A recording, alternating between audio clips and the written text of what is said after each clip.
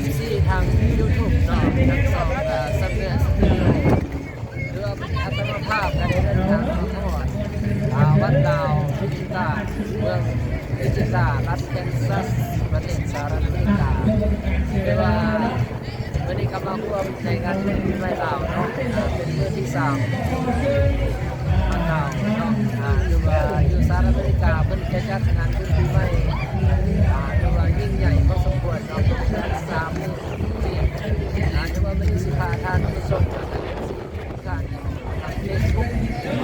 ไปเบิ่งไปชมกันบรรยากาศในการมีบุญปีใหม่อยู่ต่างประเทศ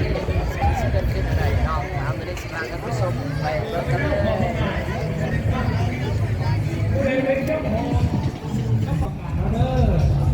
ถือว่าในกรณีเนาะบรรยากาศในค่อยคำยามแรงอยู่ที่วัดลาววิจิตราเนาะมวลชนก็กำลังเดินทางมาร่วมในงานบุญปีใหม่ลาวเนาะนี่พอดีอยู่นำพ่อออกเอริกเนาะเพิ่นเดินทางมาจากรัฐแคลิฟอร์เนียเนาะแคลิฟอร์เนียเนาะสวัสดีปีใหม่เพิ่นเป็นชนเผ่ามงเนาะแต่ว่าเพิ่นก็จิตใจเพิ่นอยากมาร่วมทำบุญในงานบุญปีใหม่ลาวเนาะอยู่ที่วัดลาวเนาะเพิ่นก็ได้มาสัมผัสบรรยากาศและก็ม่วนซื่นในงานบุญปีใหม่ลาวทั้งมื้อนี้ก็เป็นมื้อที่3เนาะเป็นจังได๋ความรู้สึกมื้อนี้ก็ดีใจมาเห็นจ้าคนเรามาร่วมมือกันหลายคนแม่นมาต้นทิศตัวแดงมาที่นี่ มาต่างรัฐเนาะหลายรัฐเนาะหลายเมืองหลายมาร่วมกันเนาะแม่นโอ้ถือว่าคนหลายสมควรเนาะของอาริกเนาะมาจากแคลิฟอร์เนียเพิ่นก็เดินทางมาไกลเติบเนาะขี่ยนต์จักชั่วโมงนี่4 ชั่วโมงโอ้เติมหนึ่งเนาะเพิ่นก็ขี่ยนต์มา4 ชั่วโมงเพิ่นสิมาฮอดรัฐแคนซัสของเฮาเนาะม่วนซื่นเด้อแฮปปี้นิวเยียร์เนาะมื้อนี้สิพาท่านผู้ชมไปเบิ่งอีกบรรยากาศอยู่ทางพี่เนาะเป็นบ่อนขายอาหาร Good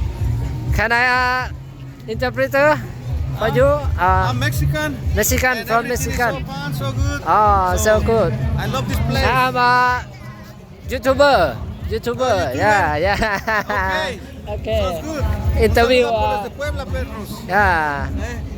you live yeah Mexico Mexico I'm from Mexico to here what did you think about really nice place this very nice place yeah thank you Lamborghini pan you know yeah so the thank best you we can see right here in Wichita thank you so much welcome happy New Year thank you Happy New Year Happy New Year good day ก็ได้สัมภาษณ์เพิ่นมาจากเม็กซิโกเนาะอยู่ใกล้ๆกันนี่แหละเนาะเพิ่นก็ได้เดินทางมาร่วมงานบุญปีใหม่เนาะอันนี้ก็แม่นคนเขามาลินเนาะเด็กน้อยผู้เฒ่าผู้แก่แล้วก็มาซื้ออาหารกันอยู่กันกินอยู่ทั้งพี่แล้วก็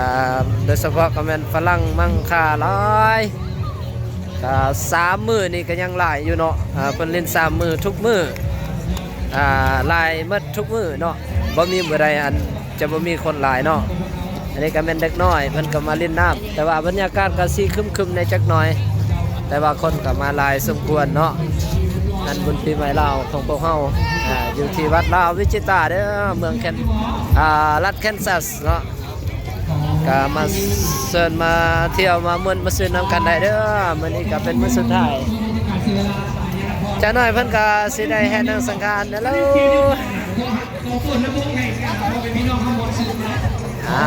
สิพามาเบิ่งอยู่ทางพี่เนาะเพิ่นจะมีดนตรีเนาะม่วนซื่นม่วนซื่นอยู่ทางพี่เนาะอันนั้นเป็นรถแห่นางสังฆารเนาะสวัสดีปีใหม่เนาะปีใหม่ลาวอยู่ต่างประเทศเด้อนี่เป็นรถแห่นางสังฆารสวัสดีปีใหม่ Happy New Year คนหลายเด้อ